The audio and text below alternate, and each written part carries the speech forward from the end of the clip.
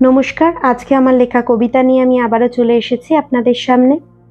আজকে আমার লেখা কবিতা হলো স্বার্থপরতা শেখা হলো না। কেট নামের মেয়েটা বড্ড চুপচাপ, যেন জমে থাকা স্রোতবিহীন এক নদী, খুব খুব গভীর, যার তল পাওয়া ভীষণ কঠিন, এক প্রকার অসম্ভব। নেই তার কোনো বন্ধু বান্ধব। একটা সময় ছিল যখন এই মেয়েটাই সবাইকে মাতিয়ে রাখত। সারা দিন বকবক হইচই, সে যেখানে থাকতো সেখানটা গম গম করত। সেই মেয়েটাই এখন কোনো আনন্দ উৎসবে ভাগ নিতে চায় না,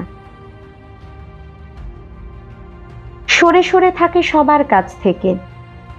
সেদিন রুমা অফিসের পর খুব করে ধরে বসলো কেটকে, তাদের সাথে পার্টি জয়েন করার জন্য। সে গেল বটে সবার জোড়াজুড়িতে, কিন্তু দূরে আলাদা বসে রইল হয়ে মৌন। সবাই খেয়াল করলো সেটা, তাই সবাই রুমাকে পাঠালো কেটের কাছে তার চুপ করে থাকার কারণ জানতে। কেট নিজের মনের ভার আর ধরে রাখতে পারল না, বলে ফেলল সবটা। সে কত কত মানুষের কাছ থেকে পেয়েছে অযত্ন, তাকে নিজেদের দরকারে কাজে লাগিয়েছে হাজারো লোক, তা সে বন্ধু হোক কিংবা প্রেমিক। তার জীবনটা একটু বেশি দুঃখে ভরা। মা নেই, তাই বাবাও তার কথা ভাবেনি, নিয়ে এসেছিল সৎ মা। তার জীবনের কথা শুনে স্বার্থপরতা কতটা হিংস্র হতে পারে তা সকলকে হলো মানতে। ছোটবেলায় মা তাকে ছেড়ে যাওয়ায় বাবাকে আঁকড়ে ধরেছিল মেয়েটা।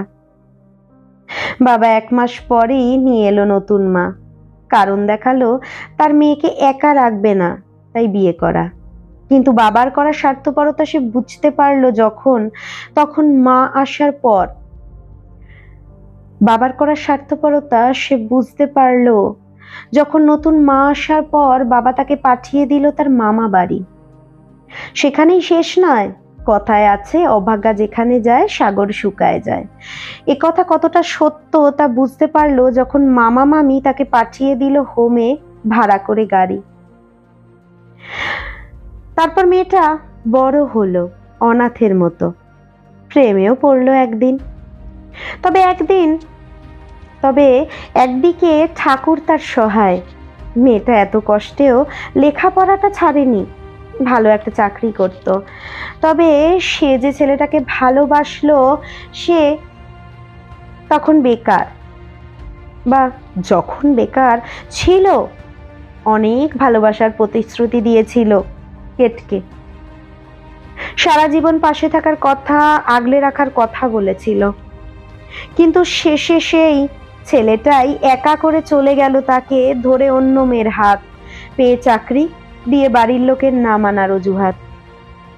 কিন্তু হায় রে কপাল, সেই মেয়েটা কেট আজও একটুতেই ঠকে যায়। মানুষের ভালো কথায় সবকিছু ভুলে গিয়ে উপকার করে তাদের বারবার।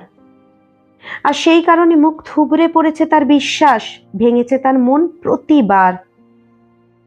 তাই সে এখন গুটিয়ে নিয়েছে নিজেকে, রেখেছে খোলসে, পাছে আর একটা দমকা বাতাসে ভেঙে চুরমার হয়ে যায় তার মনটা।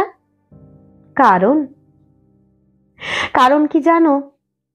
মেয়েটা আজও হতে পারেনি স্বার্থপরতা জিনিসটা যে কি সেটাই মেয়েটা বোঝে না, আজও শেখা হলো না তার।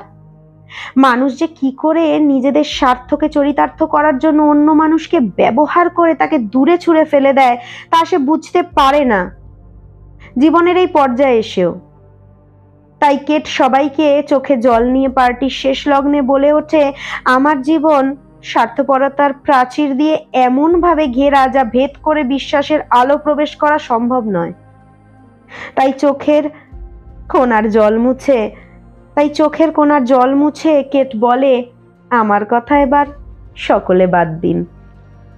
ধন্যবাদ। আমার লেখা কবিতা যদি আপনাদের ভালো লেগে থাকে বা এতটুকু মন ছুঁয়ে থাকে তাহলে অবশ্যই আবারও বলবো আমার চ্যানেলটি সাবস্ক্রাইব করতে ভুলবেন না, লাইক শেয়ার কমেন্টস করতে ভুলবেন না। আপনাদের মূল্যবান কমেন্টস পেলে সেটা আমার কাছে একটা বুস্টার ডোজের মতো কাজ করে। আমার কবিতা লেখার ইচ্ছে আরও গাঢ় হয় এবং আমি কবিতা লিখে আপনাদেরকে যে এন্টারটেন করতে পারছি এটা আমার কাছে অনেক অনেক বড় পাওনা। আপনারা যদি একজনও সেই কবিতা মন দিয়ে শোনেন, কমেন্টস করেন, তাহলে সেটা আমার কাছে অনেক অনেক বড় পাওনা, আবারও বলবো। আর আমাকে ফেসবুক পেজ এবং ইনস্টাগ্রামে ফলো করতে ভুলবেন না, যার লিঙ্ক ডেসক্রিপশন বক্সে দেওয়া রয়েছে। আর আরেকটা কথা বলবো, এখানে যে নামটি আমি উচ্চারণ করছি সেটা সম্পূর্ণ কাল্পনিক, আমার মন গড়া।